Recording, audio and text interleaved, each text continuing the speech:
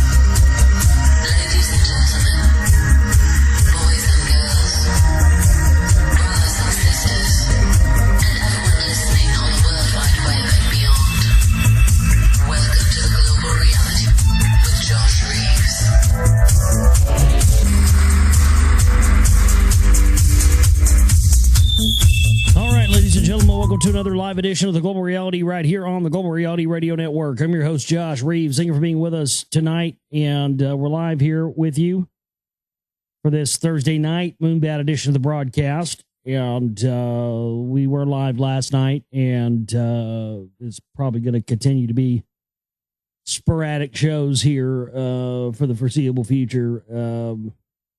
I got awakened today with just some terrible news. It wasn't about my dad either, what you'd expect, because, of course, you hadn't heard me talk about it. My dad is in the hospital. He has been for the past week and a half, 2 weeks. He's overdosed on his pain pills, didn't know how much he was taking, and then so I think subsequently we found out that I think his cancer's progressing up from his spinal cord into his brain, and but today he was talking, and he's been kind of out of it on drugs for the past week or so. So we haven't been able to talk to him, it kind of felt like we were losing him because he wasn't in a coma. He's just not there. He's just completely out of it and has never woken up and stuff. And, but today he was waking up and talking, and, so that's better, but we're just hoping we can at least get him stabilized and try to prolong his life in as much comfort as we can for as long as we possibly can. But a lot of my family and family friends and stuff have been coming for the past week, and everybody's kind of writing him off, and we're except us. Everybody's already saying, it's been for my family already saying that he was going to be dead in 24 hours, and that was a week ago. But my dad wouldn't give up on any of us if we were laying there in that bed in this other situation, so we're not going to give up on him yet either. And so me and my brother, my sister, and my stepmom are going to do the best we can to, not give up and keep up the fight. But sometimes people do give up the fight, and when they feel that there's nothing left, and I don't understand it, and I would never do it. But I got woken up today with the news that my uncle, my dad's father, committed suicide this morning. Apparently the chimney at my grandparents' old house, they live out, way out in the sticks in East Texas, and very poor people out there, very, their house was sort of, I guess, in sort of dilapidated, and their chimney fell in or something, and there was an argument between my uncle and his girlfriend and my grandmother, and I guess in the middle of the argument, he went in the house and got a shotgun and went over into one of the bedrooms and shot himself in the heart. So, yeah, if, that's why that's why there hasn't been shows, and everybody out there, you understand right now. My work's on complete stoppage right now, pretty much because of all this stuff. Because I can't focus on this stuff right now, man. Honestly, I can't. I try to get in here and do some stuff, working on the film. I can't do it. But this, like all things, will pass, and we'll get past it and move on, and we'll continue on with our work and our task at hand here that we have to do. But, tonight I just had to get up here. We were playing Megadeth before the show tonight. Yeah. Thanks to everybody who was hanging out listening to Megadeth tonight. It was, for some reason, it was the only thing that's been making me feel good was listening to Megadeth. Isn't that weird? I know most people would think that's weird. Well, but at least their music's not, there's nothing negative in there. I mean, it's just very positive. But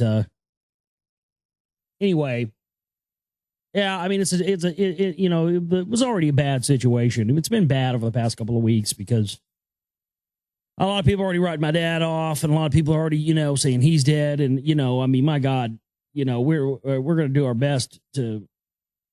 I don't know. We're going to do our best not to tell my dad. Hopefully, depends on what his state progresses to. He just doesn't need this on top of everything else. It would. I think it would destroy what is probably left of my dad's hope if he knew. So yeah, on top of everybody, all our family, everything already upset and crying, and because my dad. Here, then we get this thrown on us today, and we're not a family who's ever we've never had experience with this in our family. None of us have. Never been a suicide in our family. That's not that's not the way any of us were raised. My uncle was he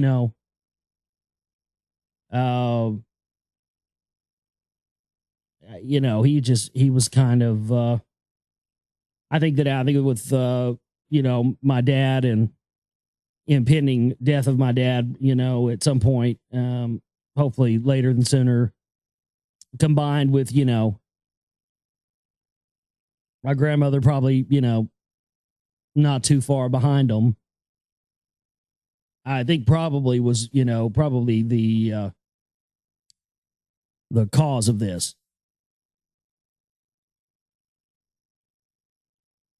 But anyway, so I was pretty down about it earlier. Not really down about the situation with my uncle, but it was just everything, when stuff kind of piles on you eventually, no matter how strong you are, you can get down about it. And I was feeling down about, everything. I was wondering if I was even going to do a show ever again, to be honest with you, because, I don't know. We hadn't got a lot of support in over the past couple of weeks, and I'm sitting here today, with 2 cigarettes, no food, and $2 in the bank account, going, you're trying to even get my mind to even focus on this stuff and on this bullshit, because I'm just sitting there. I go through and I start looking at all this news, start looking at all this crap, and it just pisses me off. I just get mad,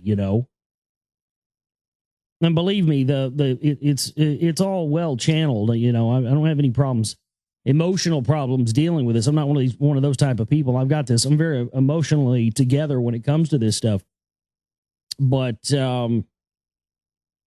other people aren't, and the other people when they're not emotionally together enough to handle this kind of stuff, they tend to look at you weird, as if you're some sort of emotionless, sack of crap, because you're not, bawling and crying all over the place. And just because I'm not bawling and crying all over the place does not mean that I do not have deep emotions and deep emotional feelings about this that are affecting me on a lot of levels. But nonetheless, we're gonna have ourselves a show here tonight, and I'll do my best, to be here and do shows as many days as I possibly can. But you guys are going to have to understand out there, and most of you are cool with it, but there are some insensitive motherfuckers out there that could give a fuck what I got going on. They give a fuck about what's happening to my family. They want fucking live shows every day, and they will fucking send you emails about it too. They don't give a rat's ass. I mean, I thought I'd been pretty explanatory over the past few shows about what was happening with my dad and the situation and the urgency of it. My dad was 70 or 80 years old. This wouldn't be a big deal. He's 55 years old, folks. Come on. I'm about to be 35. My dad got my mom pregnant when I was 20, when he was 20, He was a kid when I was born. So, you know, again, for the people out there, insensitive pricks who don't give a fuck what's going on with me, just to let you know, I'm going to do shows when I can. And my film will come out when I can get it out. I'm still planning on getting it out by 7/1. That was a goal that was set for me by a friend who donated and helped out. And I'm going to do everything I can to make it at that. And I will make it at that. There's not everything I can. I will make it that. But that's a different situation than getting up here and doing live shows. You know what I mean? I can work on the film. I can do what I need to do on that. But sometimes it's very, you know, sometimes like really today. I mean, right now I've got a fucking screaming headache. I need some fucking booze or something. I don't know. Something. I just got one of those fucking stress headaches. You know what I'm talking about? It sucks. Anyway, enough about me. Please support us if you can. It's whatever. I need help right now, and I'm asking for it. So if I got friends out there that enjoy what I do and want to see it continue and want to see me make it through all this horse shit, just help out if you can. You can use the donate button there if you want. Use the Jim banner. It doesn't matter. Just use whatever. But we'll make it through this. I promise you. And our work will continue on. It's just not the easiest thing in the world to be dealing with. And like I said, I start looking at all this horse shit, and we're going to talk about some horse shit here tonight. I just started looking at this stuff, and it's just like, oh, God damn.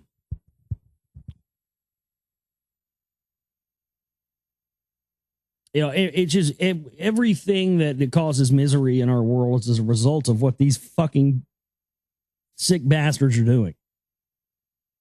So that alone right there is enough for me to never stop. Because the truth of the matter is, regardless of what you believe, don't believe, what your, pet conspiracies are, whatever have you, regardless of all that, there's not a damn one of you out there that listens to this show or is listening to this show that likes me or doesn't like me or anything else. There's not a goddamn one of you out there that can deny that statement that everything in our material reality that causes us misery comes from them. They are the problem, not us. Not the people who constantly allow ourselves to be programmed and divided and conquered and easily led. It wouldn't happen if there wasn't the antagonist there to cause it. So where would you say our problems lie? Pretty easy to really sum up, isn't it? So all this other horse shit of truth movement and patriot movement and cocksucker movement and, infiltrator movement and all, whatever else, I don't know. I think we can all agree that anything that may cause humankind misery on this planet is coming as a result of the cocksuckers in charge. So we should be doing everything in our power to, number one, alert people to their presence, because most people don't even know. Even people that understand the surface level of this stuff don't understand really how deep it goes. We have a lot of education to be done here. But I tell you what, if you can find a way to take all the information, I plan on doing this, not trying to do it is the big key word. I'll take a stab at it and see what happens. But one of my goals is to do exactly that, is to make a collection of discs of movies of what, or whatever, movies and PDFs and audio clips, and make like a fucking box set and it'd be 20 discs or whatever, and just make something that encompasses all the best evidence concerning every topic you can imagine, that it shows and exposes what the people and who the people in charge are doing and really gets that idea across to people who the source of all misery in this material realm here on earth, who that is and where it's coming from.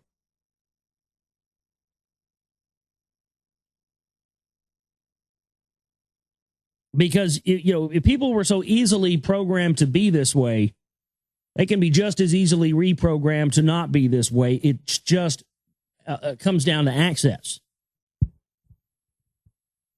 Eventually, the people who run the machinery are going to turn. Eventually, these people are going to, want to start getting some truth out there.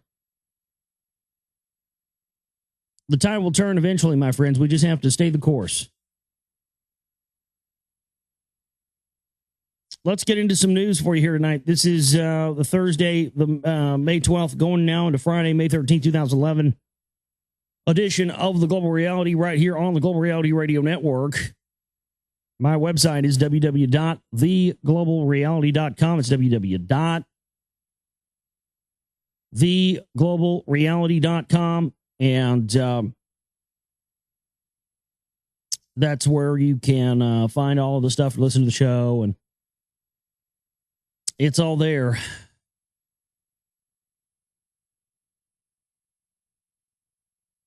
So we have the end of the world coming up soon. I know that we're having, that's May 21st, right? Isn't that when the world's supposed to end, y'all?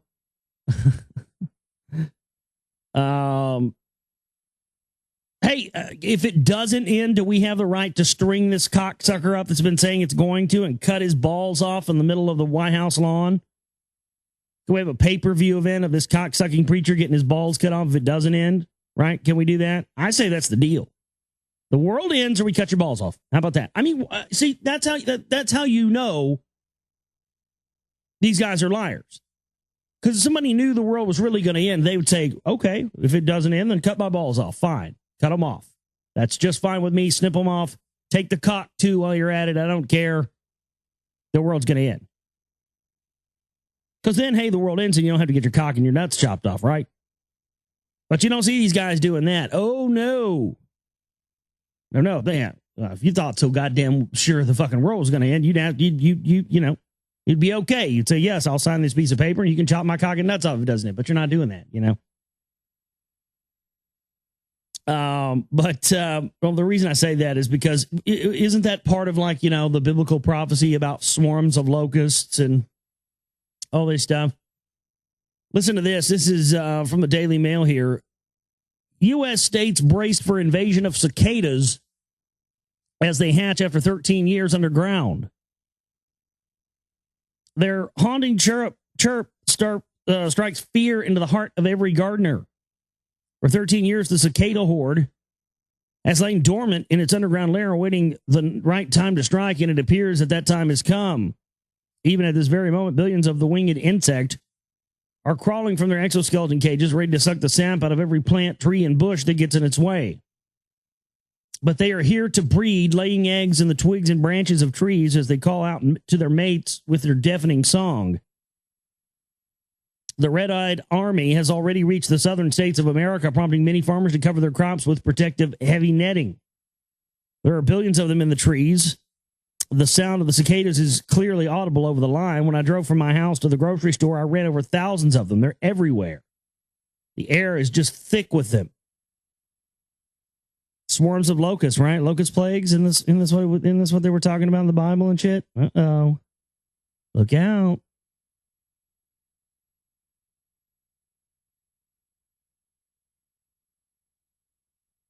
Sorry, I was distracted by a little small picture of whose ass is that? Oh, it's Miley Cyrus's ass. Gross. Well, at least I wasn't looking at porn. At least she's legal now. The fucking Daily Mail, man. It's like, it's got some good news stories, but it's like a fucking tabloid. On the side of the screen, I'm sitting there reading this thing about cicadas. All I see is just ass in my face in a bikini. I just didn't know what was going on. Okay. Very distracting. There have been reports of mass hatchings in South Carolina, Georgia, Mississippi, North Carolina, and Arkansas. By now, the inch-long insects are heading north, desperate to continue their breeding frenzy. The cicada, however, is completely harmless to humans, apart from the intense racket males make when seeing for mates, which can reach up to 120 decibels. They can get in hair, cars, picnics, and houses. You ever seen one fly in a chick's hair before? Oh, it's the goddamn funniest shit you ever seen. They lose their grease, dude. I mean, they're fucking, they're just flailing and hair's going everywhere and fucking, it's because they got those little sticky, fingers and they get stuck in long hair really easily. Oh, god damn, that shit makes me crack up. Oh, it's fucking funny. Don't tell the chicks you think it's funny though. They frown on that. You gotta be like, oh my god, that's horrible. That's awful. I can't believe you got a cicada in your hair. Oh my god. And then go to the bathroom and fucking piss yourself because this shit's too funny. I mean, they just fucking wiggle and squirm. Oh my god. I mean, they're fucking harmless. I mean, come on. Yeah, they're ugly as hell, but they're fucking harmless. That shit's funny to me.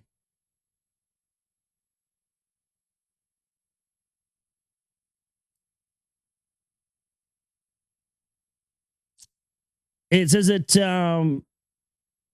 and although ordinary people may find them annoying, scientists are eager to study the rare phenomenon as they won't have another chance until 2024. Scientists call these cicadas the Great Southern Brood. They have red eyes. They don't sting. They don't bite. And but it scares the heck out of you when they buzz but they really don't do you any harm. The idea of animals coming out in mass is pretty common. It is generally understood that to inundate your predators, the first ones that come up fall prey to birds and other predators. The ones that come up later have a better chance to survive since their predators may already be engorged on cicadas. They only emerge from the soil every 13 to 17 years to mate, depending on their variety. Their loud noise is generated by rubbing their legs together. But I hear cicadas every year. Doesn't make sense to me. I hear them every year. I mean, is it just one specific kind? Is that what it is? Because I've heard them my whole life here in Texas. I mean, every year we got these cocksuckers. Yeah, they're annoying as fuck, man. I mean, they're loud and shit and they're ugly, but I don't really think they do any harm. Isn't that, aren't those what those fucking June bugs are? Isn't that what don't the June bugs start out as June bugs and then they crawl up somewhere and they metamorphosize into the fucking cicadas and hatch out the ass end? Isn't that what they do?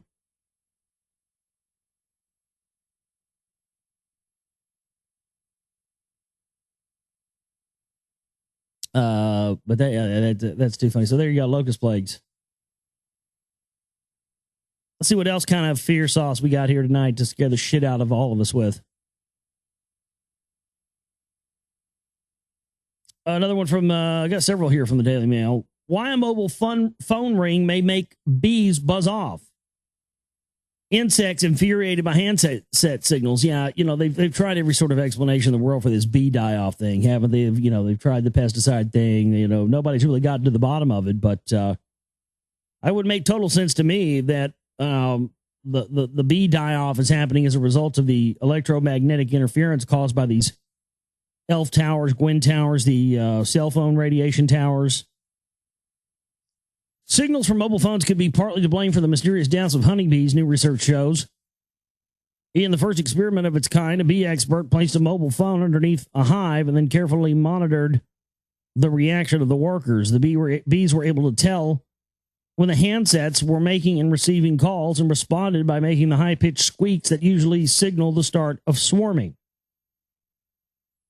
Dr. Daniel Favre, who carried out the experiment, believes signals from the mobile phones en masse could be contributing to the decline of honeybees and called for more research.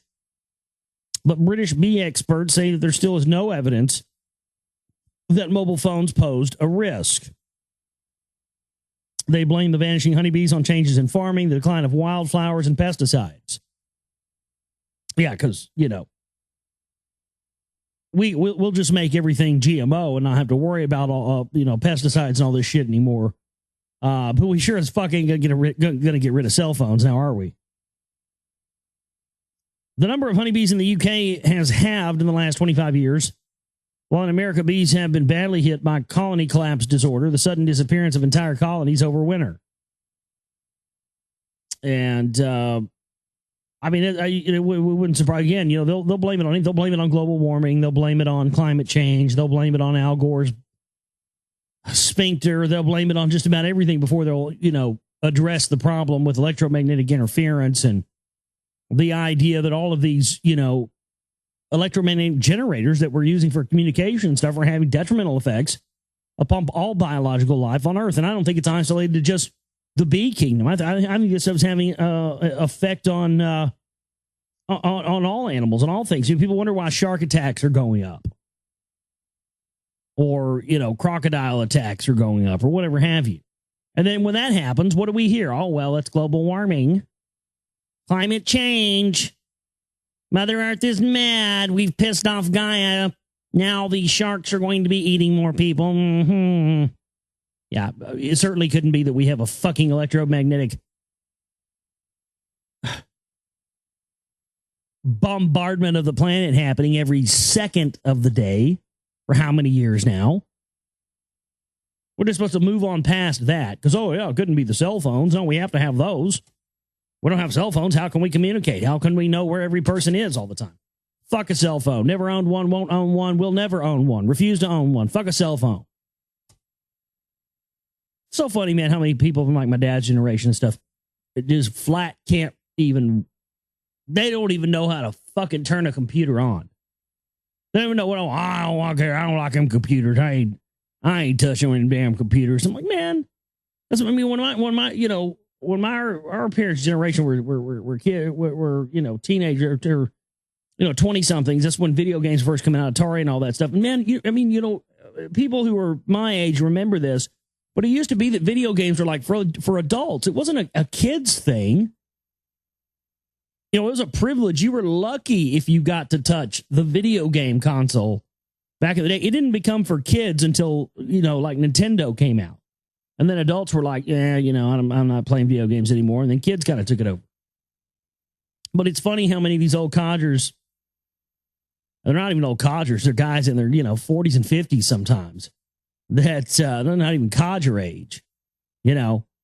I don't use them computers, I don't them damn old computers, blah, blah, blah. But yet they've got a fucking, cell phone. I'm like, well, you know how to use that cell phone, don't you? Yeah, what's the same goddamn thing? No, it ain't. Yeah, it is. It's the same fucking thing. But see, the people have this block where they don't want to know how to work a computer. They don't want to get on the internet. They feel that it's like, it makes them less of a man if they know how to use a computer. It's just ridiculous. I've seen that in so many people. But it's not that way for me with cell phones. I'm just not going to have one. Fuck that. And not only that, I don't like talking on the phone anyway. I don't call anybody. In fact, if you ever get a phone call from me, you better worry. Because generally when I call people, it's always, something bad. I don't call people. It's not what I do. I'm on the internet 24 hours a day. If I'm not at home, I generally have my laptop with me and I'm somewhere that has a Wi-Fi connection because everywhere does now. So, you need to get a hold of me, shoot me an email. That's all there is to it. What else we got here tonight? Oh, this is gross. More bug stories. What the hell is going on with the bug stories tonight? Canadian scientists have detected drug-resistant staph, MRSA, the superbug, bacteria now in bed bugs. Oh, God. From 3 hospital patients from a downtrodden Vancouver neighborhood. Marie, who was visiting from Kentucky, said that the thought of bed bugs made her skin crawl. Bed bugs have not been known previously to spread disease. Well, this tells you right here, this bed bug outbreak has been engineered. Bed bugs have not been known to spread a disease, and there's no clear evidence that the 5 bed bugs found on the patients or their belongings had spread the MRSA germ they were carrying or a second less dangerous drug-resistant bacteria. However, bed bugs can cause itching that can lead to excessive scratching, and that can cause breaks in the skin that make people more susceptible to these germs. I mean, the hospital, I've been, Christ, man, going up there to the hospital, see my dad and stuff. Fuck. Place just fucking, oh my God, it just creeps me out. I mean, it's a nice hospital. It's not, it's a newer hospital. It's very nice.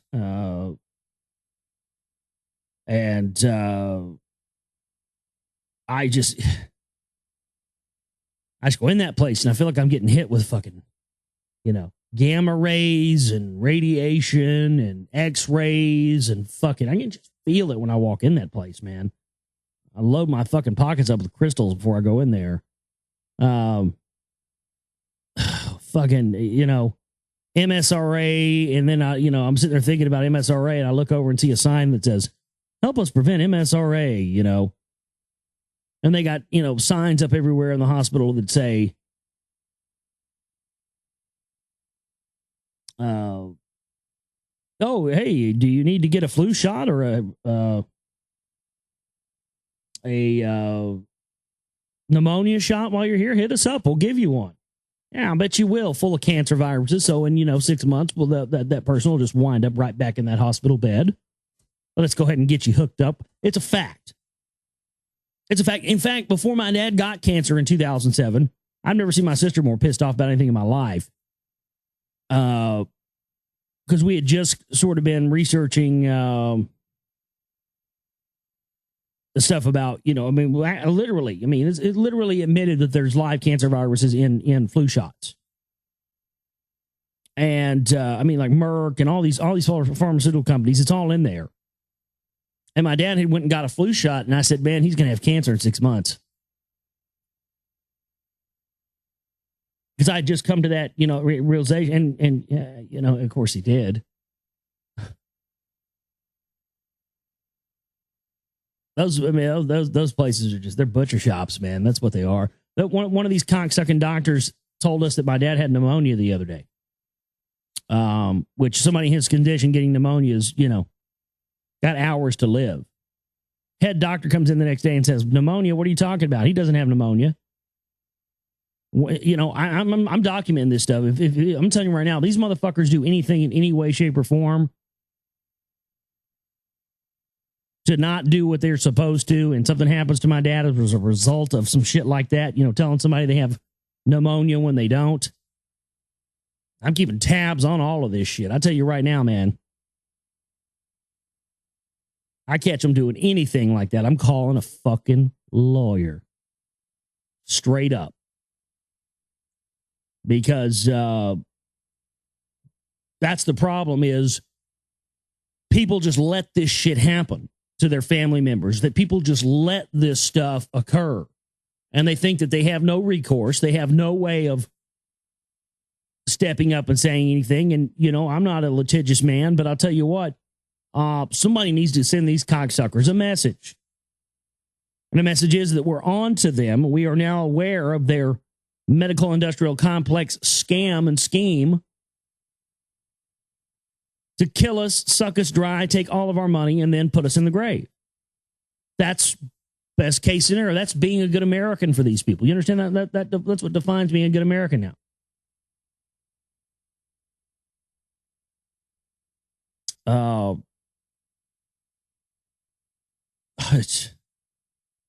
It's just wild. Speaking of wild, this was all over the news today, and this happened right here in my backyard in Fort Worth last night. We had some crazy storms. Sounded like bombs going off during thunder at one point. It was insane. And someone shot some amateur video of what they claim to be power transformers exploding. Well, number one, once a power transformer explodes, it only explodes once. This is like a 3-minute video, and I kid you not, within 15 seconds of starting to see these crazy multicolored lights that they claim to be transformers blowing up on the ground, it start to explode. You start to see orbs and craft appear. And it wasn't a power station, John. There's no power station right there. That's off 35. There is no power station there, bro. This is in my backyard, dude. I'm telling you, this is horse shit. There was no fucking power station there. We're not exploding transformers. Look at the sky. There are fucking UFOs that are sucking energy out of the ground, out of the power lines. I mean, I saw shit all in the sky last night, dude. I could see it. Every time the sky would light up, you could see little orbs zipping into the clouds. I saw it last night. I see it every time there's thunderstorms around here. Story Musgrave from the space shuttle shot video of that exact thing. There's video of it. It's in, I think, Secret Space 1 and 2, I think, by Chris Everard. But it's out there. You can type Story Musgrave UFOs into YouTube, and you'll see Story Musgraves filming from the space shuttle, and you see these little, they're not ships, they're not UFOs, they're like organic living creatures. And they fly, there's a thunderstorm going on Earth, and they fly and just zoom in on the thunderstorms as if they're sucking power from it.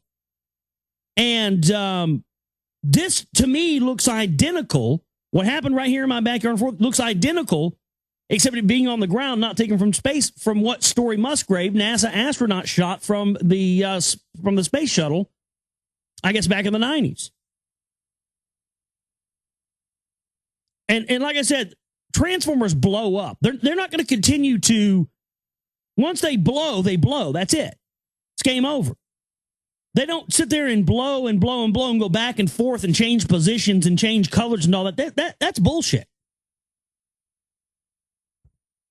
There's something going on there. We've talked about it. They've played the Osama card. Now the alien card's got to be coming, right? Something's going on with that, though. And I think that even calling what's in that video there, hi, Hank. What's going on, dude? My cat decided to join me here in my lap for the show. What's up, buddy?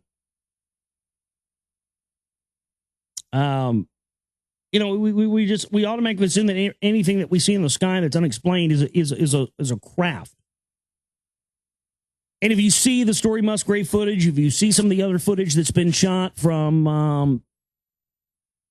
the space shuttle, if you see the NASA tether incident video, there appears to be many things out beyond the atmosphere of Earth that are alive, that are, living things that they're not telling us about. John Glenn, the astronaut, reported seeing these. He called them space critters, fireflies.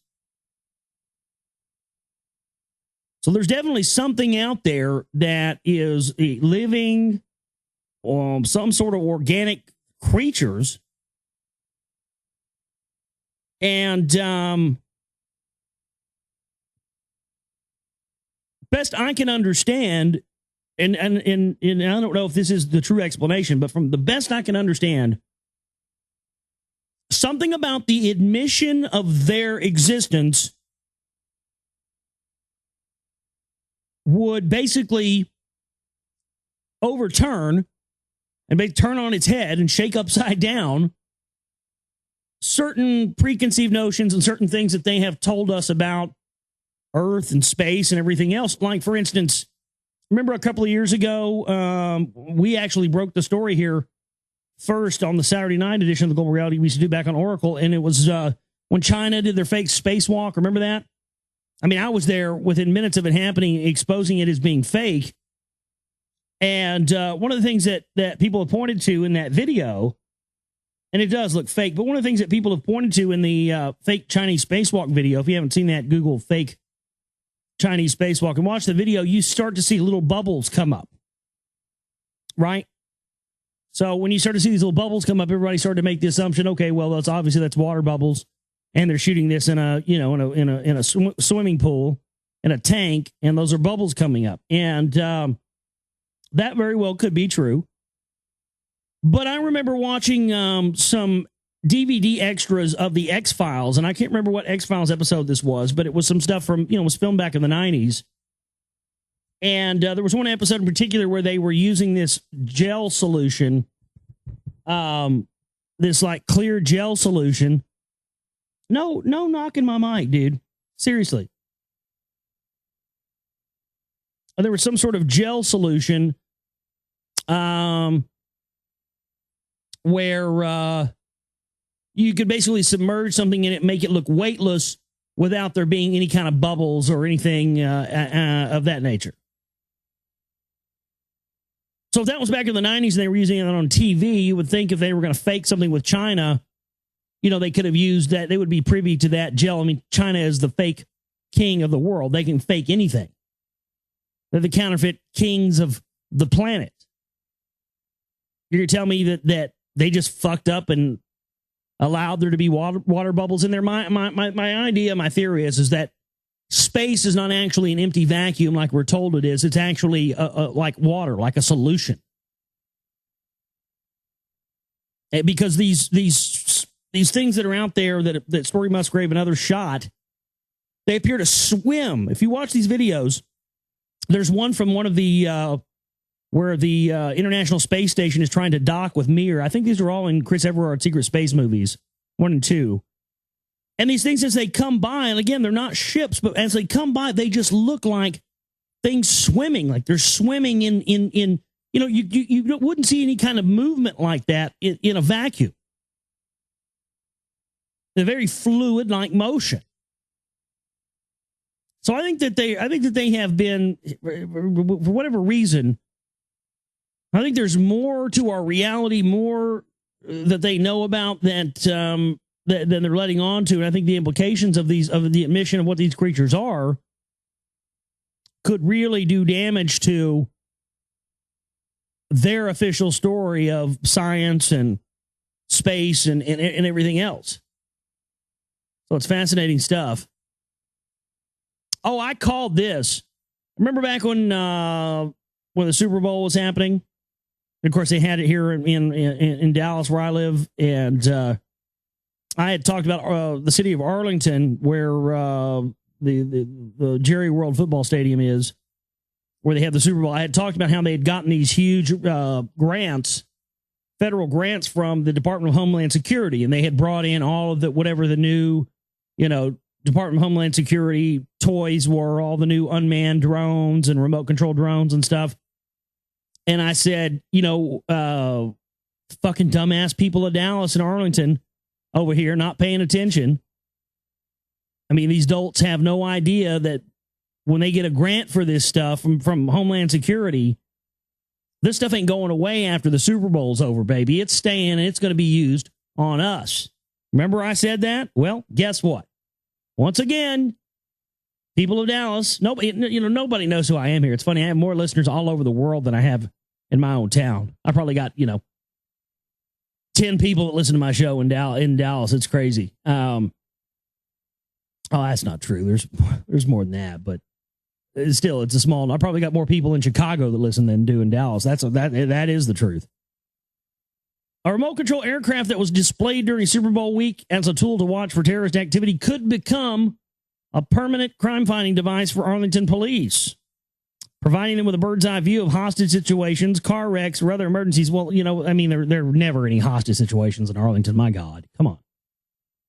It's not much bigger than a remote-controlled toy helicopter, a smaller version of the same technology the military uses with drone aircraft in dangerous places such as the Afghanistan-Pakistan border. But for civilian applications, just don't call it a drone. It's an unmanned aircraft, she said. It's not a drone. That has a negative connotation. Excuse me?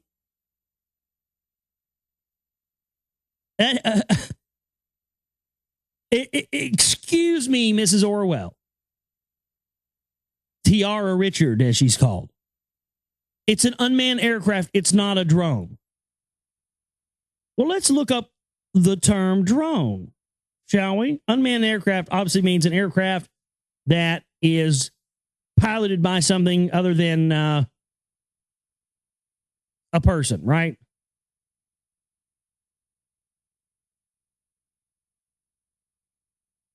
A drone is used to variously describe small, unmanned, autonomous scout electronics or other devices.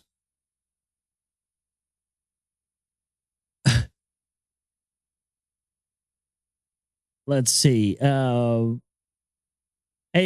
remote control mechanism as a radio-controlled airplane or a boat. So it's not a drone, it's an unmanned aircraft, when the definition of drone explains that it's an unmanned or unpersoned controlled thing as much as it's wild. I mean, that right there should alert you that this is a problem. It's not an unmanned aircraft. I mean, it's an unmanned aircraft. It's not a drone. But the definition of drone says that drone is an unmanned aircraft. But we can't use the word drone because has a negative connotation. Well, this shit should have negative connotations with it. This is not being used to keep us safe from terrorism. This is used to keep tabs on citizens. And you cocksuckers think we would never notice.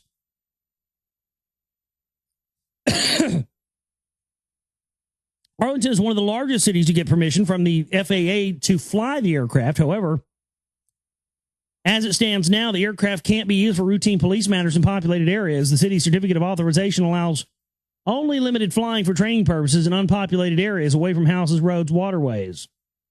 Yeah, right. I mean, it stops these guys.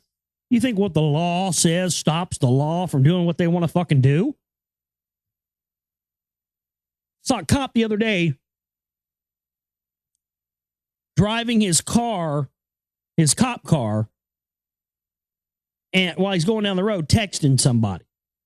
And I shit you not, I wish I would have had a camera, because right next to was one of those road signs that was flashing letters on it and said, blah, blah, blah, this is a no texting zone, or no texting while driving. It was just flashing, no texting while driving. And I was like, ain't that fucking ironic? You know, big fucking fuck off police state sign warning you not to text while you drive. And people who text while they drive are douchebags anyway. That's not my point. Point of the matter is, douchebag cop here is sitting there texting in his cop car, driving right in front of the fucking sign that, you know, was paid for by the same people that pay his salary.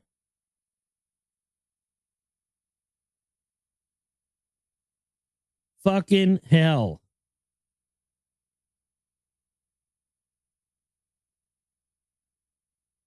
Oh, by the way, the White House has now said that they will do no more photo reenactments.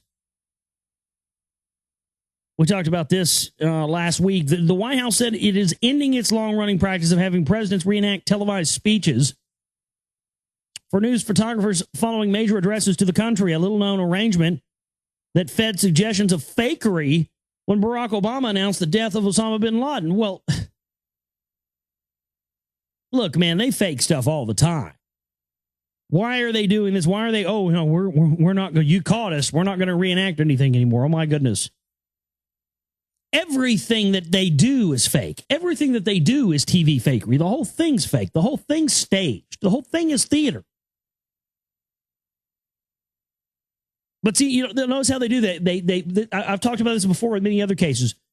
They make something, they take something out to the public that many of us have known has been going on for a very long time.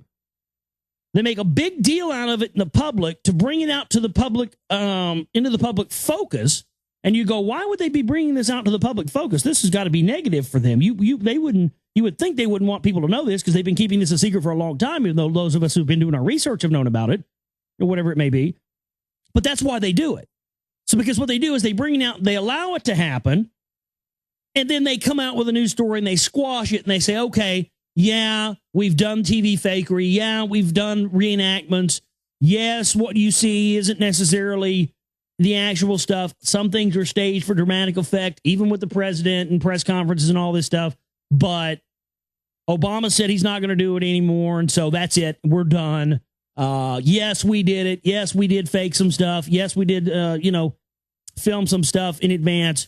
But we're done doing that, so there's no need to bring it up again. TV fakery is now stopped. Obama has ordered it to stop, and you don't have to worry about it anymore. Go back to sleep, America. It's cool. Right? That's what they do. That's why I've seen them making the conspiracy genre so much more mainstream and putting people like Alex Jones and different people on these ancient alien shows, is because it's the same reason. They're hoping to bring this stuff out on their own terms so that people don't have the context for why they should be concerned with this information in the first place. They allow it to come out in their very controlled, strictly controlled manner through their outlets, with their people, with their verbiage and their terminology on their terms, and then later come out and say, oh, yeah, we staged 9/11 and blah, blah, blah. We did this, that, and everything else. And yeah, we've pulled off false flag terror attacks all over the planet. And yeah, we did that. And that was the regime of the past. And now it's a new world government. So now the new world government, it's not going to do what individual nation states would have done before and all this stuff. So yeah, we did that. That was what was done in the past, but that's over with. There's no reason to talk about it. Let's move on. Or yeah, we killed Kennedy, and yeah, we blamed it on a patsy, but hey, again, that was what, the old American regime did, and that regime's gone, so we can move on. Horse pucky, man. Horse pucky. No, they want to do this stuff so they can bring it out to the public and control the perimeters of what people think about it. Because if you hammer and inundate people enough with stuff enough for the longest period of time, they will eventually move past it, like they move past parachute pants, like they move past capas, like they move past, whatever trend in clothing or music or whatever have you it has gone through the years, because people just get tired of stuff. They want to be on to the next thing. And that's what they're trying to do with the whole research community and the issues that those of us who are interested in this kind of stuff have taken upon ourselves.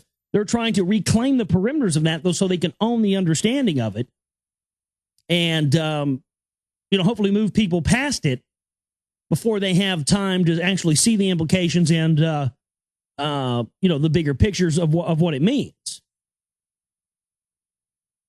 So that's why it's up to us to not let that happen. That's why it's up to us to, no matter how much they try to push us past this or any of these issues, and go, yeah, we admitted to that, so what? We did it. Yeah, all right, let's move on as people. No. As long as the people that are in charge continue to think that they can get away with doing all of this stuff and with no resistance from the people, and I don't mean violent revolution. I'm not for that. You know that. I will never be about that. But, as it stands now, we just don't have enough people in the world who even are aware of this stuff. So until there's more people that are even aware of it, you can't even expect that anything would change, violent, nonviolent, or anything else. But we have to continue to have faith that these people are going to do something eventually that's going to expose them in such a large way they won't be able to turn back from it. And I think that's going to happen sooner rather than later, and especially now that we're entering into, I can feel it, the big-time throes of galactic alignment, man. Crazy stuff. All right, we're going to take a break and come back. When we get back tonight, we're going to be reading chapter 34 from William Brownlee's The Gods of Eden tonight, Robo Sapiens. Robo Sapiens. That should be a good chapter. We'll start on that when we get back here. Back here with you on the Global Reality, right here on the Global Reality Radio Network. I'm your host, Josh Reeves. Thanks for being with us tonight. And we had a little malfunction there. I got fucking cables everywhere in the studio at all times. And some shit got tangled up in my bottom of my wheel on my desk chair, and it unplugged my hard drive. The network is running on, and hopefully it won't affect the encoder didn't stop. It just the track did. So I think that the archive should be intact. Hopefully it will. But regardless if it doesn't or not, it'll probably be everything up until that part of the song when it glitched.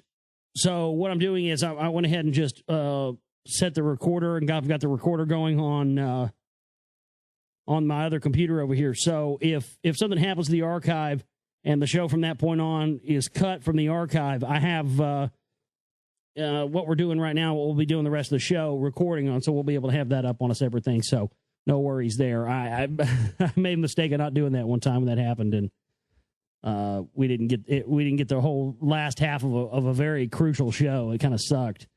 But we've got backups and contingencies for that now. So there you go.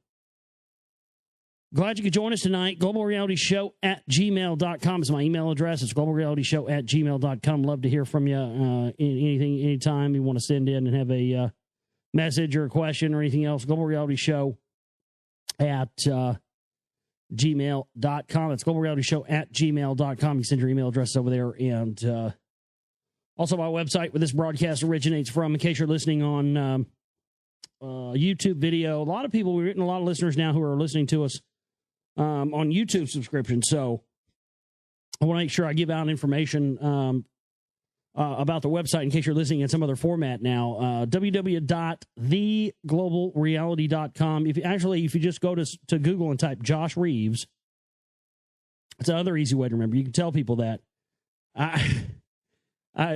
Somebody had we were sitting in a stoplight one day, and we still got my sister has an old still has an old InfoWars sticker on the back of her car. It's been on there for years. We've never taken it off, simply because it's a great conversation initiator with people. We were sitting at a stoplight, and this Verizon truck pulls up next to us and goes, hey, man, roll down your window. And he's like, yeah. And he's like, hey, Alex Jones for president. And I go, man, fuck Alex Jones. And he's like, he looks at me all confused. I'm like, hey, man, you got a pen? And he's like, yeah. I'm like, write this down. He's like, all right. I'm like, Josh Reeves, Josh, spell my name. And I was like, type it into Google. It'll be the first thing that comes up in Google, and you'll see a website called theglobalreality.com. He's like, okay, who is that? Who's he? And I go, he is me. And right when I said he is me, the light turned, and we went through the light. It was just, that shit happens all the time as a result of that. Then I'll give him one of my stickers and say, here, put this sticker on your car instead, But anyway, glad you could join us tonight. GlobalRealityShow@gmail.com is my email address. www.theglobalreality.com is my website.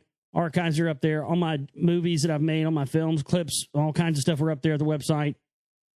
CDs from my band, the Demigods, are up there. Jamie Reeves CDs, Delphine CDs, all the records that we've released so far under our FMO recording imprint are up there. Buying any of that stuff goes back and supports our work as well. So use the donate button if you want to support us in a larger way, or any amount you want to put in, you can do there. Use the chipping banner for the bills and stuff for the month. Any amount we can get in right now would be great, folks. And thanks to those who have donated today. I couldn't have made it through today without you guys, so thank you. Especially in light of everything else that's going on with me right now. It's just kind of a drag. Let's continue on here tonight. Chapter 34, Robo Sapiens.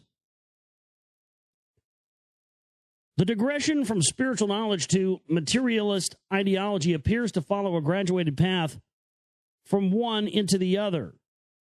We can chart this process beginning at the top with how an accurate spiritual perspective might define spiritual and physical realities, and proceed down to how a materialist perspective would define them.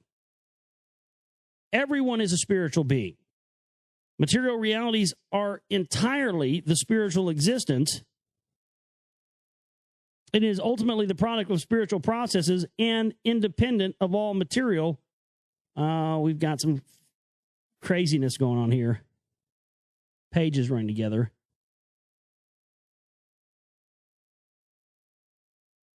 Oh, okay, I see. Everyone is a spiritual being, but different. So it's got two brackets. Let me explain this. Okay, I see what's going on here. I was just confused with what was going on here. It's got two brackets. One's broken down to spiritual reality, and one that's broken down into physical reality. So the first thing I read will be spiritual reality, and the second thing will be physical reality. So here we go. And then there's like about 6 of these. Everyone is a spiritual being, but different classes of spiritual beings exist which cannot be changed. That's spiritual reality. Physical reality. Spiritual beings are subject to some inevitable or unchangeable laws governing the workings of the physical universe. Everyone is a spiritual being, but there are senior spiritual beings to whom all other spiritual beings are inferior. Physical reality. Material processes are primarily the result of activities of senior spiritual beings to whom all other beings are inferior. Spiritual reality. Everyone has a spiritual side to them, but there is only one purely spiritual being, usually a one only God. The physical reality explanation, the material universe was created by a one only God. And there exist many inevitable laws of the universe that people can never hope to understand. Spiritual reality says that it exists, but it is dependent upon and arises out of the material universe. If there is a supreme being, it is probably either a material being or a scientific law. Physical reality says that material processes alone account for any spiritual phenomenon, spiritual abilities such as ESP, clairvoyance, etc. You get the idea. Modern Western culture appears to be situated somewhere around the lower middle of the above chart. Leading the trend towards the bottom is a practice known as scientific psychiatry. There are many fine people working in psychiatry, but the field as a whole has become increasingly politicized due to its use by governments in a variety of settings.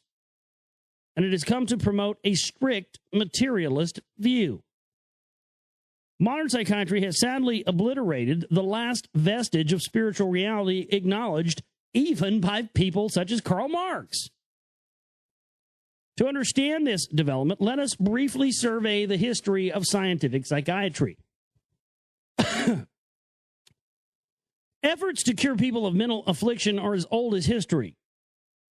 It is to the ancient Greeks and Romans that modern psychiatry traces many of its origins. More than 2,000 years ago, the Greek physician Hippocrates had classified various forms of mental illness and rejected the popular notion that mental ills were caused by angry gods or demonic possession. In later Rome, physician Galen was one of the first to theorize a connection between the brain and mental functioning. After Galen, Western psychology reverted back to a belief in demons and witches for many centuries. Perhaps the most important breakthrough in psychiatry occurred in Austria. Between 1880 and 1882, Viennese physician Joseph Breuer discovered that he was able to cure a girl of severe hysteria by having her remember and relive under hypnosis a traumatic incident from her past. Her symptoms disappeared for good. Dr. Breuer had discovered that a person could actually be cured from mental ills simply through the act of remembering and confronting past incidents which may remain hidden from conscious memory without the assistance of a therapist. In some way, mind-aberrating pain is relieved through this process. Dr. Breuer had stumbled onto something extraordinarily significant. Yet his discovery, though utilized to some extent in the psychoanalysis developed by Sigmund Freud, was never fully explored in psychiatry. Even Freud's psychoanalysis failed to take the next step, which was to develop precision methods for helping people accurately pinpoint aberrational incidents from the past and discharge the mental, physical, and emotional pain contained in those incidents. Freud strayed off into his sloppy free association methods, which made the remembering process less precise. He also overemphasized sexual incidents. Breuer's vital breakthrough was dealt an even mightier blow by what was happening in neighboring Germany during his day. Scientific psychiatry was emerging. One of the earliest centers of scientific psychiatry was Leipzig, Germany. There was a man named William Wundt who established the world's first psychological laboratory in 1879. Until that time, universities usually placed the study of psychology in their philosophy departments because of a lingering belief that there exists a spiritual side to man. It was once contention, however, that psychology belonged in a biological laboratory. To Wundt, human beings were only biological organisms to which there were no spiritual realities attached. He therefore considered his approach scientific rather than philosophical. Wundt's theory about the mind was that human thought is caused by external stimulation bringing about body identification with which other stimuli which the body has received and recorded in the past. When this identification occurs, the body or brain mechanically creates an act of will which responds to new stimulus. There is no such thing as self-created thought or free will. To Wundt and his followers, man was but a sophisticated robot-type organism. Wundt's ideas were based upon experiments conducted in his laboratories and elsewhere. Some of those experiments revealed that one could produce the physiological manifestations of different emotions by applying electric stimulation to different parts of the brain. Experimenters erroneously concluded that the brain must therefore be the source of personality because it triggers the physical manifestations of emotion and thought. The fallacy in this reasoning is obvious. The person conducting the experiment is applying external stimulation. In other words, the brain centers are not self-triggering except in a very limited sense. The experiments proved that it takes something else, something external, to trigger those brain centers. What then triggers those centers when the experimenter is no longer applying his electrodes? There must be another external source, a missing element. That missing element appears to be the spiritual entity which produces its own energy output. Yes, the bioetherical energy field. Although one and others used the experiments to prove a pure biological basis to human thought, the results were in fact subtly pointing in the opposite direction. Erroneous or not, the stimulus response model of behavior developed by Leipzig quickly became the new wave in psychiatry and received considerable support from the German government. Wundt himself had remained the most influential figure in scientific psychiatry for 40 years. The Leipzig labs attracted many students from around the world, many of whom later became prominent names in psychiatry. For example, one Leipzig student from Russia was Ivan Petrovich Pavlov, who gained fame for his experiments with bells and salivating dogs. Duane P. Schultz, writing his book, A History of Modern Psychology, sums it up well.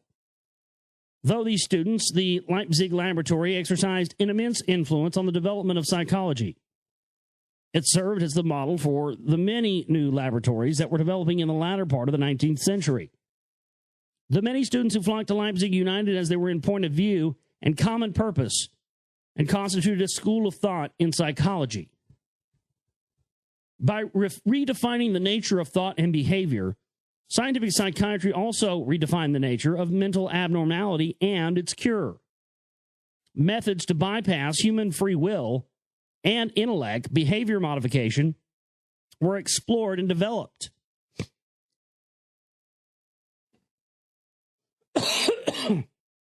Excuse me. It says that because human beings were viewed as strictly biological, electrical, chemical organisms, all mental illnesses were said to be the result of physiological processes somehow going out of kilter. Experimenters theorized that mental illness could be cured by strictly physiological means, such as with drugs, shock treatment, or brain surgery.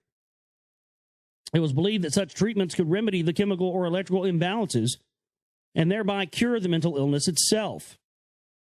Out of these theories arose ambulation, dollar drug industry. Ambulation. I said ambulation. Yeah, well, maybe if he didn't put nobody obviously edited this book.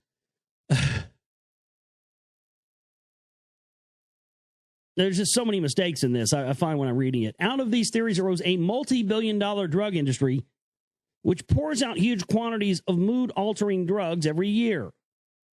These drugs are designed to relieve every mental ill from can't get to sleep at night to violent psychosis. In addition, many psychiatrists use special machines to send electrical shocks through a person's brain. Some may even resort to brain surgery. Yeah, full frontal lobotomies. Well, they got lithium for that now. That's a lobotomy in a pill. Don't ever take fucking lithium. My God. Now that we have had almost half a century to observe these cures in action, we can ask, have they benefited mankind? Is the world a saner place today than it was 50 years ago? Hell fuck no. People are more batshit crazy now today than they ever have been. To answer these questions, we might do well to analyze the cure most often prescribed by psychiatrists: psychotropic mind-affecting drugs. Psychotropic drugs are a mammoth industry. They comprise a large portion of the total prescription drug trade, which in 1978 amounted to an estimated $16.7 billion wholesale value in global sales by U.S. manufacturers alone. This figure does not even include sales by Swiss and other European manufacturers. An excellent book, The Tranquilizing of America, revealed that the most frequently prescribed psychotropic drug, Valium, from Roche Laboratories, was prescribed over 57 million times in 1977 alone, refills included. According to an advertisement published by Roche in 1981, almost 8 million people, or about 5% of the adult U.S. population at that time, would use Valium in that year. Add to that the enormous figure of the tens of millions of prescriptions for other psychotropic medications, and we discover that an enormous quantity of mind and mood-altering drugs are now being consumed every year. In 1977, for example, the total number of U.S. prescriptions for 20 major psychotropic drugs amounted to over 150 million. That amounted to approximately 8.35 billion pills. Oh, I'm so glad I never got into pills. I bet some of y'all out there did, though. Don't lie. I bet some of y'all got into pills. I never got into pills. I mean, I've taken pills, I've taken stuff like that sometimes when I've actually been legitimately in pain, but I think that's probably half the part, or not half of it, but probably part of the problem with my uncle that killed himself today. It's just people when they live in those rural areas, man, it just, there's no hope, there's no opportunity, there's nothing but, bathtub Nazi crank and prescription pills, and, it's just a bad road, man. But again, all by design. The epidemic drug use is not an accident. Powerful psychotropic medications are energetically promoted to the medical community in glossy Madison Avenue advertisements in such publications as the American Journal of Psychiatry and through workshops and seminars sponsored by the drug companies. Justified criticism has been leveled against drug-oriented psychiatry because of the number of patients who actually deteriorate as a result of their psychiatric treatment. For example, a surprisingly large number of people who commit apparently senseless acts of violence, such as shooting sprees and other grisly headlining-grabbing acts, are people who were previously treated with psychotropic drugs. John Hinckley Jr., for example, was under the influence of Valium when he attempted to assassinate U.S. President Ronald Reagan in 1981. Such coincidences are usually explained as an indication that those people were already mentally deranged before the violent episodes, and at worst, that the drugs were simply not able to help them. On the other hand, critics point out that such individuals were often not violent before their treatment, but became violent only afterwards. Did psychiatric treatments actually worsen their mental states to the point of their going completely psychotic? Of course they did. That's what they do. They're designed to make you sick. Let me say it again if I didn't say it good enough for you the night before last. Don't take their drugs. Don't go into their hospitals. Don't go to their fucking paid murderers and pimps and drug dealers, a.k.a. doctors. That prestigious title of doctor that we're all led to believe, from all the TV shows they programmed us with for decades. You ever notice how they've been programming us with this, with the idea that doctors are there for our best interest for decades? Think about it. You had MASH and Trapper John, MD, and oh man, there was, St. Elsewhere and ER and, Butthurt Anon's Unit or whatever the fucking other shows. I mean, they've been doing this for decades.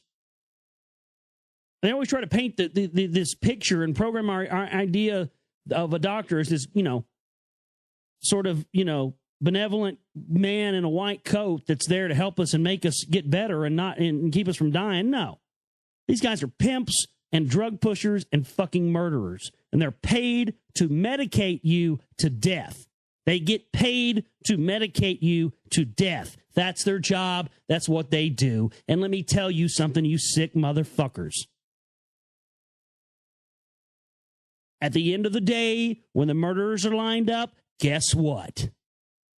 Your little Ivy League school-going ass, thinking you were being Mr. Big Shits in Turdville, going to med school, and let me tell you something. You're going to be hung up with the motherfucking murderers like everybody else is. You got me? That's not a threat. It's a promise.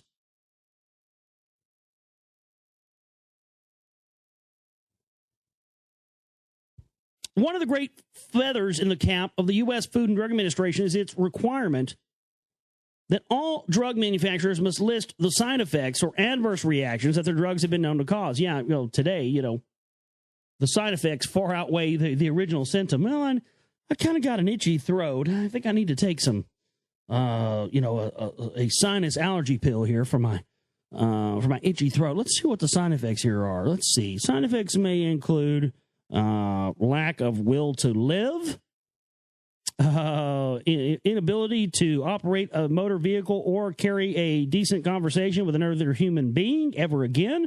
Oh, wow, that's kind of bad.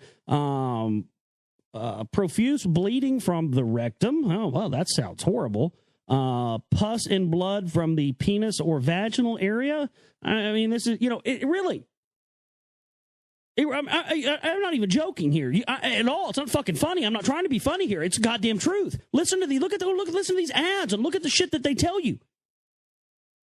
I heard one day that said it was on TV and it was this flowery commercial, ba ba ba. Hey, let's live life. Let's live life with, fuck you up a con or whatever it was called, And literally one of the things that they talked about was. Side effects may include death. Straight the fuck up. Just straight up. Not bleeding from the anus, not, can't get your dick hard. Straight up death. Side effects may include death. Straight the fuck up. I'm not kidding you. I'm not making it up. Side effects may include death. You might take this and you might die. But you might not have an itchy asshole anymore if you take it. So what do you want to do? Do you want to have an itchy asshole? Or do you want to roll the dice Vegas style, baby, take the pill and, run the risk of death as a direct side effect? And it's unbelievable. It's the truth. Unfortunately, by the time an adverse reaction is visible to the doctor, the damage may already be done. Most adverse reactions do vanish when the medication is discontinued. But some side effect can be permanent and cause lasting complications. This is especially worrisome when we discover that many adverse reactions are psychological.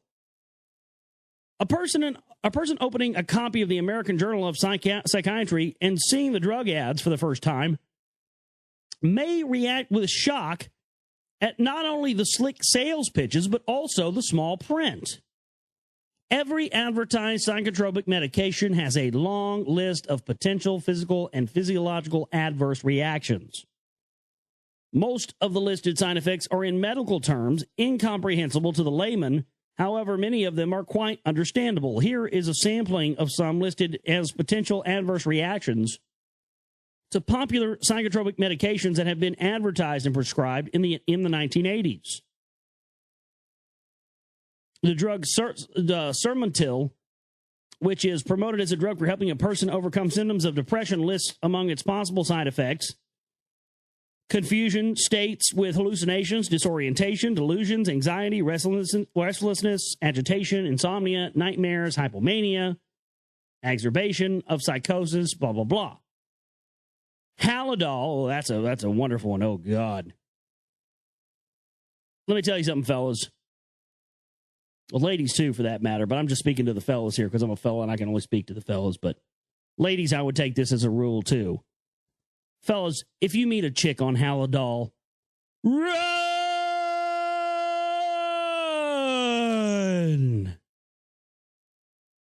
I don't give a fuck how hot she is. Run!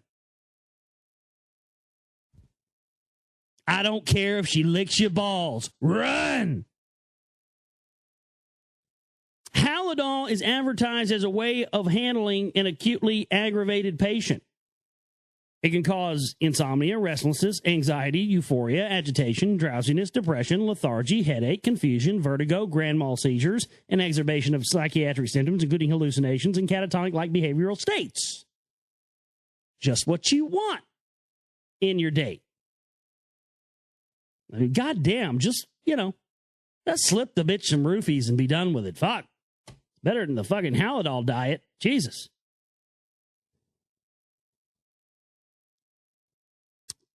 Thorazine, that's another winner. Better pray to God you got some Thorazine in the bag, man. Otherwise, you're in serious fucking trouble. Thorazine, which is promoted as a medication for handling psychotic adults and children, belongs to a class of drugs which has been known to cause the following: psychotic symptoms, catatonic-like states, cerebral edema, convulsive seizures, abnormality of the cerebrospinal fluid proteins. Note, sudden death in patients taking this drug has been reported, but no causal relation has been established between that and cardiac arrest or asphyxia. Yeah. So you may have a heart attack or just choke to death if you take Thorazine. It's a side effect, so be aware. The last sentence in the above quote is a remarkable bit of doublespeak. It states that giving someone this class of drug has coincided with their suddenly dying, but the manufacturer denies that there is any evidence that the drugs were responsible for the deaths. No doubt it was just an extraordinary coincidence that some people have had cardiac arrest or cough reflex failures at the time of taking the drug. Fate must indeed work in mysterious ways. Stelazine, another SmithKline drug, lists many of the same adverse reactions as Thorazine and adds hypotension, sometimes fatal cardiac arrest, to its long list of medical adverse reactions. The drug is advertised as a classic antipsychotic. Norpramine, which is made by Dow Pharmaceuticals, Dow being one of the most evil chemical companies on earth, lists the same adverse reactions quoted earlier from the drug Sermontil, but adds heart block, myocardial infarction, stroke, etc. to its list.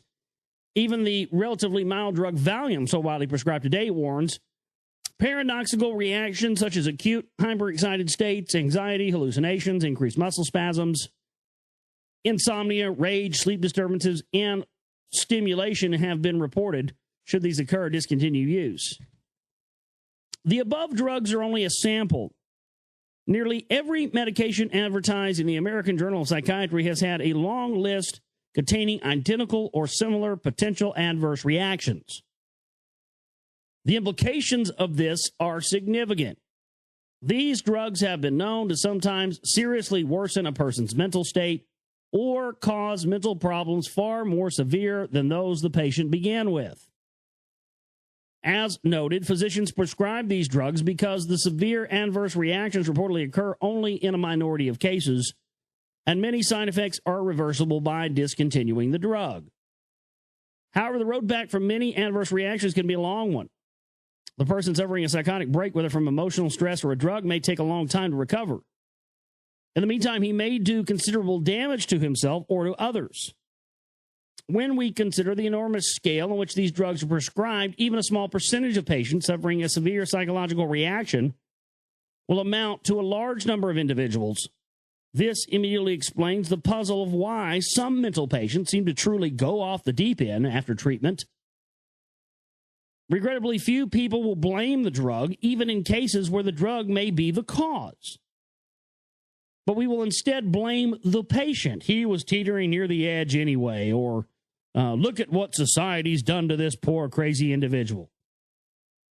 The great tragedy is that some children may be affected by this. Many schools and treatment centers are quick to give powerful psychotropics to problem children and adolescents. It is argued that the number of people who are helped by the drugs far exceed those who are worsened. Advocates cite statistics showing that drugs enable many patients to leave psychiatric institutions sooner and return to the community. Psychotropic drugs seem to enable some people to keep their psychological symptoms under control, enough for them to lead useful lives in society. You know what? That is true. There are, we can talk all night about how bad this stuff is. And we're all aware of it. There are people out there that are on these drugs that are aware that they're bad. And while I feel that no one should be on these drugs and that there are naturally, I just think the drugs are a cop-out. I think I really do. But there are some people out there who,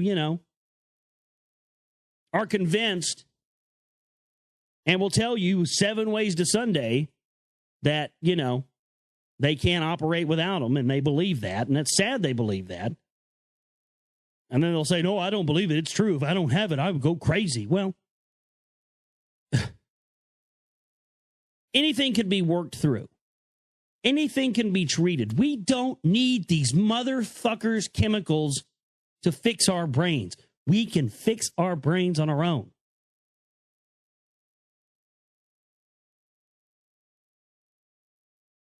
And not only that, who's to say, who's to judge that maybe you're supposed to be that way? Maybe some of us are supposed to be fucking nuts.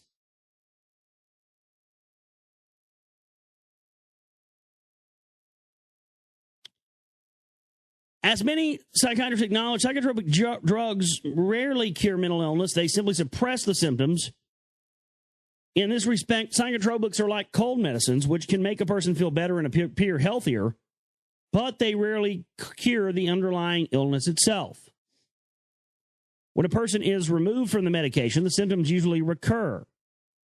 The patient functions no better than he or she did before, may even be worse off from having suffered side effects from the drug.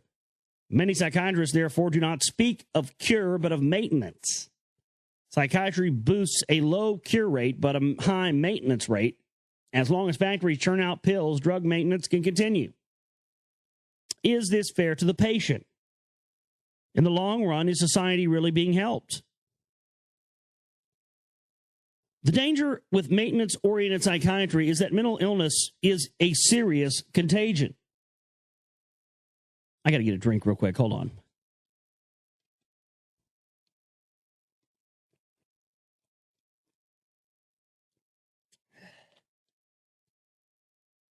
All right. Sorry about that. So I can go for long stretches at a time sometimes. The problem is I don't stop and get a drink, and then my throat's sore, and I'm,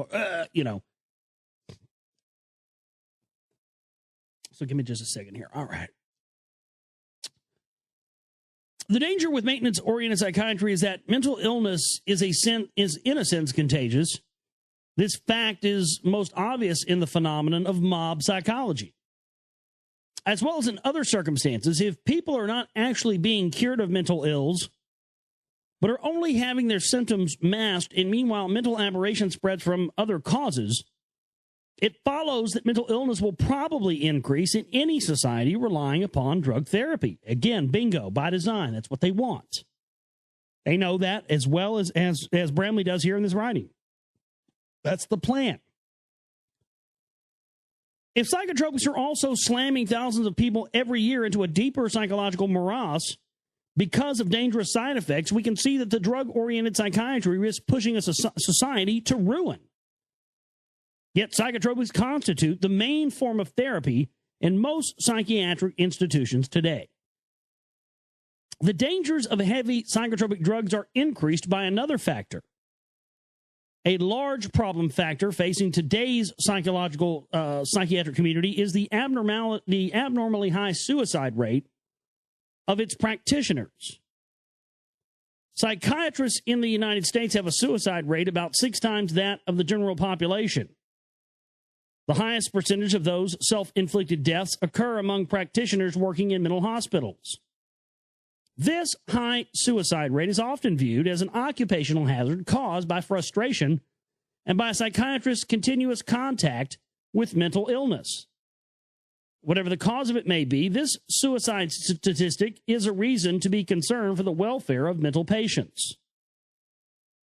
Suicides are usually preceded by a period of declining mental health. One rarely finds a genuinely stable and well-adjusted person committing suicide. One of the major duties of a psychiatrist is accurate diagnosis and proper treatment, yet one of the most common manifestations of mental illness is the visualization of one's own problems in other people.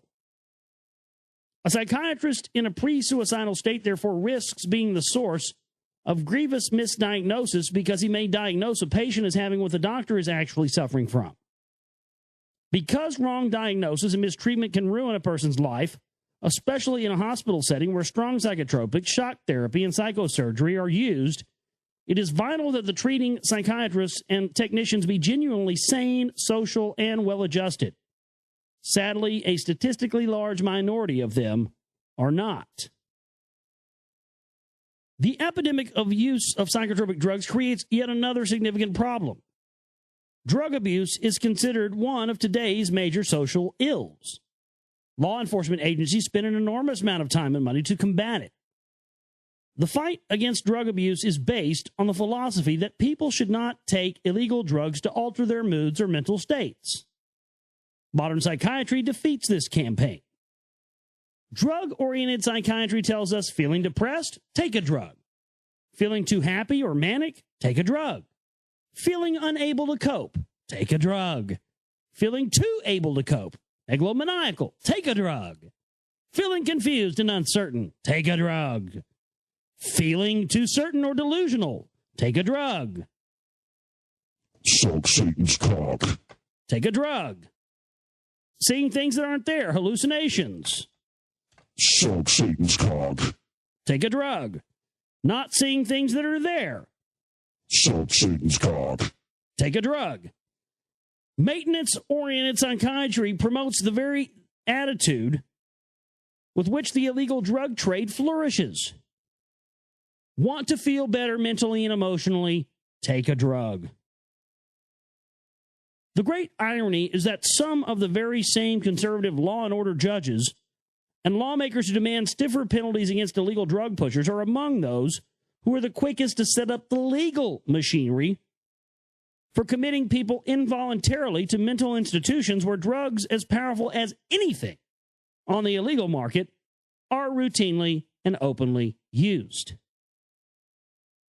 The purpose of this discussion is not to impugn the general mental therapy field. As I mentioned earlier, there are many fine psychiatrists in practice today, and it should also be noted that many therapists and counselors who specialize in communication-oriented therapy, talking without drugs, achieve excellent results and do much to help their clients. To understand the specific problems of scientific psychiatry, it is perhaps wise to remember that psychiatrists, but not most psychologists, are people with medical degrees. Doctors are trained in medical schools to cure physical problems by physical means, bombard an infection with antibiotics, or fix a broken leg with a cast. Where many doctors stray is their belief that a mental problem is the same as a broken leg or a viral infection, and so they bombard the mental illness with a drug or they shock it with electricity. Such an approach misses the mark because a broken mind must be healed by an entirely different set of rules. This is well recognized by the fact that most nations permit people to become therapists and counselors without a medical degree. Have philosophies of strict materialism brought about a flourishing psychiatric profession which is bringing about greater sanity to patients, practitioners, and the world as a whole? Sadly, the answer seems to be no. Psychiatry started on the right track when it discovered that the mind could be cured of its inorganic ills by confronting past hidden traumas. But it failed to develop that discovery beyond the crude and haphazard techniques used today in psychotherapy. Psychiatry was derailed when it began to mask mental problems with chemicals, and when it developed bizarre methods for bypassing individual free will in favor of stimulus response manipulation, or better known as behavior modification. It is perhaps time to move away from the strict materialist perspective, to get off the drugs, and to begin restoring a sense of respect for the free will and intellect of human beings. We may then be able to truly start back on the road to genuine mental, social, and spiritual recovery for the human race.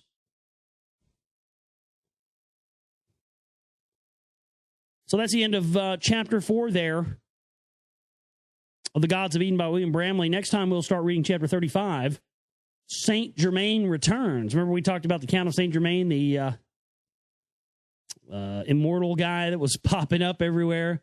There can be only one. I remember, God damn, I was prepared for a lot of shit, but I should have fucking known. I should have known the Immortals would be in there at some point. Well, yeah, that's our next chapter, so we'll get into that next time. Hey, send all your healing energy you can towards my dad, Bart Reeves, please. We need it right now. We're not giving up on him. We're going to keep doing everything we can to keep him with us as long as we can. And your love and healing energy just could really go a long way right now. So please send that our way. And I'm going to miss my Uncle Steve. I'm going to miss him. He was one of my favorite people, even though he was a fuck up and he was a druggie and he was, whatever else. He was still my uncle and I loved him. So I'm going to miss him. All right. Well, you guys have a good one. Donate, support to our work if you can, man, at the website, eagleradio.com. Chipping banners there and donate buttons there. Just need all the support I can get financially, energy-wise, everything. I just need you guys to need some support, man, right now, So, I love you guys so much. We'll see you next time for the show. You guys have a great night. I love you guys more than you know. We'll see you on the next go-round, man. We'll see you. I don't know when that's going to be. I might do a show tomorrow. I might do a show this weekend. Who knows? I might do a show until Monday. I don't know. But we'll soldier on here. You guys have a great one. Take care.